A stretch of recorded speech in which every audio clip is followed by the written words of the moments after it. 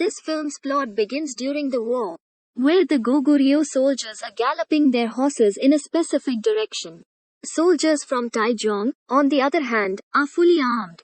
As the opponents approach and shoot their arrows, the attackers on the horses have been knocked down, while others continue on their way. Taichung soldiers are now armed with shields, and they start killing Goguryeo soldiers. The Tang army's goal is to take over the fortress. One of the soldiers declares emphatically, "We will be rooted out. We must leave." After a while, a retreat flag appears. Samuel, a new character, appears on the scene. Taichung is shown standing in a location, and he approaches a sitting girl. His soldier responds. It is said of this girl because she can see the Lord's vision. This girl possesses King Juming of Goguryeo's bow. She brought it as a victory symbol from the war. Emperor Taichung attempts to fire the arrow from it. However, a soldier rides on it. No one can wield it. General Yun then assigns Samul to be the head of a cadet unit. He tells him, "You are loyal." Then he delegated authority to him, saying, "Yang, you will move to the fortress in order to succeed in killing someone." He receives a sword. Samul swears on my life that I will complete your task. In the following scene, Samul and his soldiers arrive at a field. He also aids in the release of the entrapped cart. Samul approaches those individuals and inquires, "Is that you, Ansi? I'd like to speak with the commander." That man responds, "I am Commander Yang." "I have heard that," says Commander Yang's companion. "Taichung has dispatched spies who speak our language. They are unquestionably those people." Soldiers of Samul draw their swords but are killed. They then approach Samul while wielding a sword. Yang, on the other hand, forbids him, stating that he must capture him. "We will look into it," he adds. Yang now transports Samul to a location for questioning. He informs him that the soldiers of Yun have labeled me a traitor. "You've arrived at a traitor's fortress. Samul informs me that my enemies are pursuing me, whether I like it or not. Ansi is my home." Meanwhile, a man greets Samul as he arrives, because Samul is the clan's last surviving member. Then Samul appears, holding a sword, which is for Yang's murder. Then Samul notices Yang holding the baby of a poor family in their home. That family appreciates his visit to their run-down home. Yang claims that this baby was born in Ansi, so my presence is required. Samul is taken aback by the sympathetic behavior and Yang's assistance with his nation, because Yang is willing to suffer for his country. Yang is then shown pulling the rope with a few soldiers. For the purpose of assisting, Yang and his troops then proceed in the direction indicated by the siren. Then they notice a few soldiers on the other side. Commander Yang claims they have come here to scout the fortress. It's called Recon Unit. If Taichung is present, he is not far away. He arrives quickly to seize this area. He tells everyone, "Get ready. The Tang Emperor will be here soon." Commander Yang orders Samul to bring his dagger into the room. Yang asks Samul to trim his beard with it after he shows it to him. And beard trimming is essential for every soldier before starting a war. While trimming, Sa dagger moulds on Yang's dagger. If he wanted, it was simple for him. But he doesn't act like it. Everyone then departs as the siren resounds. Everyone, including female soldiers, is now prepared for battle. Becca is one of them. Commander Yang then takes his soldiers. He looks to the opposite side, where an army is holding red flags. Commander Yang tells his troops, "If you are aware that the Taichung army is approaching you, then you should ask me, what should you do? I'll ask you to fight like I've never fought before, and then learn to back off. I never, ever give up. I've got to learn that you should fight only when necessary. If someone wishes to undermine things you value, you must take a chance. This is a fantastic opportunity that you should not pass up. Take a look at the Ansi tribe. They are the ones who have meant the most to us. We will protect them." Then all soldiers yell a catchphrase, "Battle," and are getting ready for war. A standing soldier on the opposing side says, "Commander Yang is our intended target, and all of his efforts are futile." The other soldier walks away. Taizong is the type of person who achieved his goal by conquering the fortress. Taizong commands his troops, "You must occupy Ansi's property and enslave their children." War has erupted, and they are attacked with large stones, which causes extensive devastation. Commander Yang saves Samul from a massive attack. Taizong is sitting there observing everything.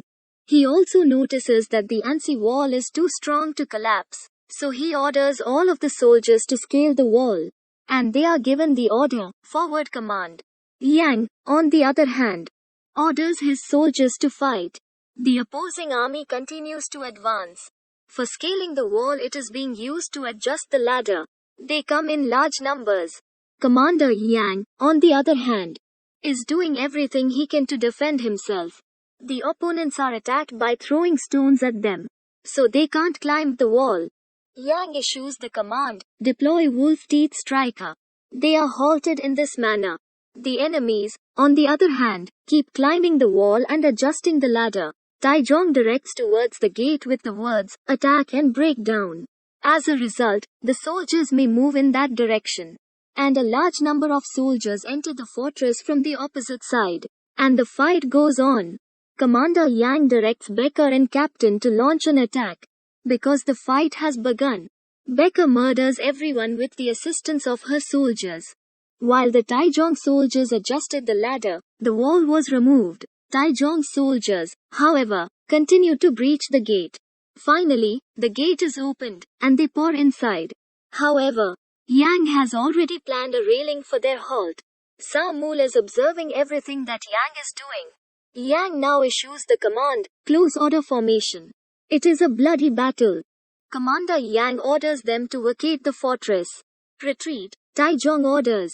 Commander Yang's soldiers yell out loud, "Victory," and triumph in the war. As the siren echoes again, all soldiers follow Samul.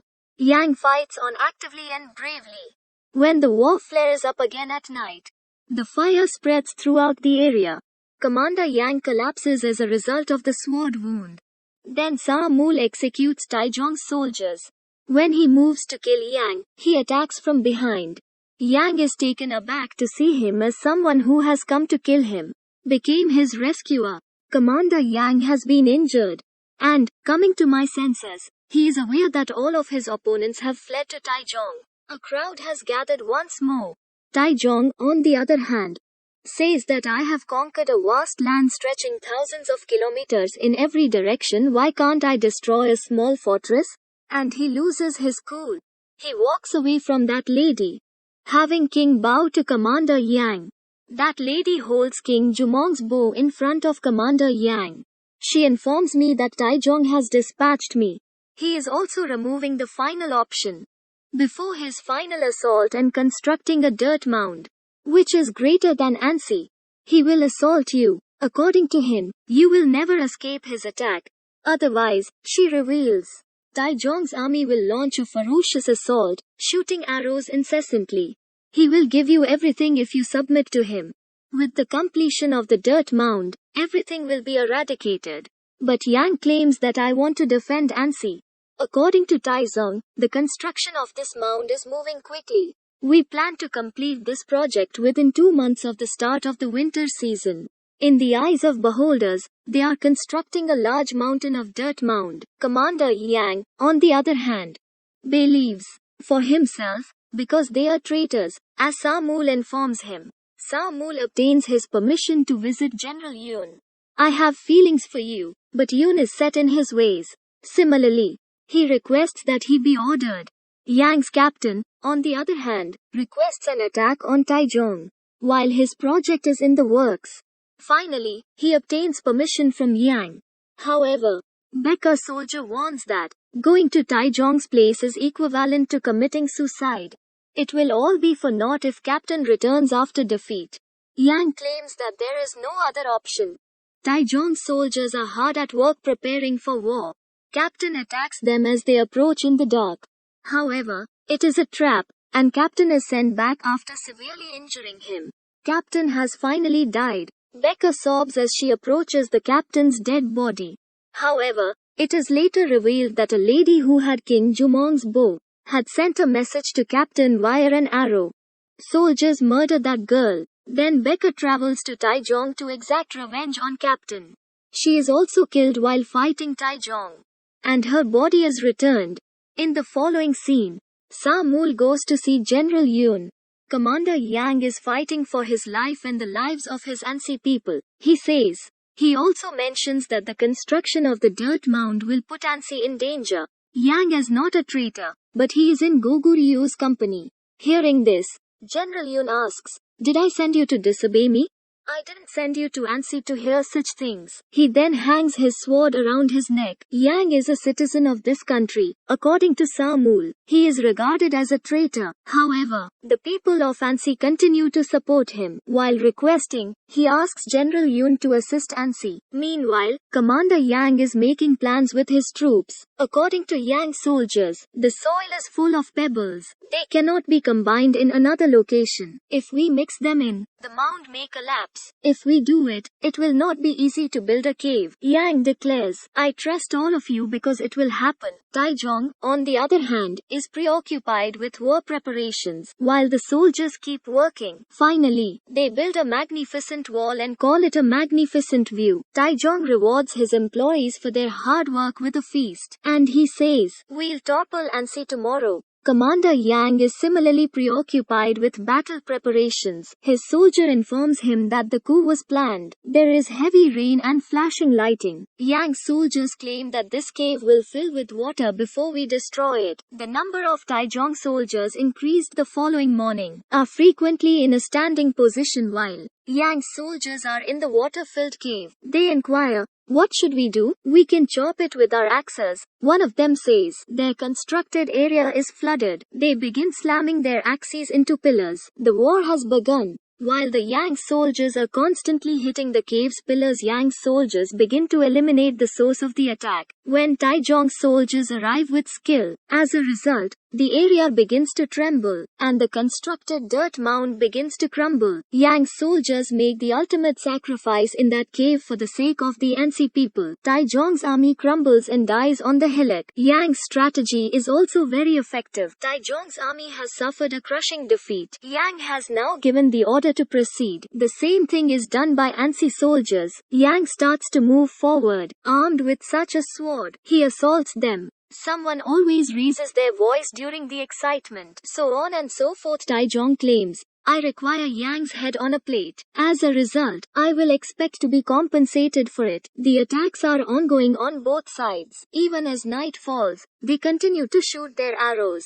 Yang encourages his soldiers, telling them not to give up hope. Even the next morning, the fight goes on. Yang's hands have also been injured as a result of the ongoing battle. Commander Yang commands his troops to bring King Jumong's bow, but the soldier claims that no one can use it. Yang claims Holy King Juming used. Then, while attempting to shoot the arrow, he seeks assistance from his lord. He declares, "We will put an end to this war," and he shoots the arrow, bringing many people's sacrifices with him. There is total silence. Then an arrow from King Jumong's bow was fired, stabs Taejong in the eye, causing him to lose sight in one eye. Yang's entire army then marches bravely toward them. Taejong admits defeat. He claims, "I've lost." Sa-mul arrives with his Goguryeo army as well. Everyone has won now. King Taejong is defeated in the war. He warns others not to attack Goguryeo. Yang and Sa-mul then discuss Ansi Fortress in the final scene, and Sa-mul rides away on a horse.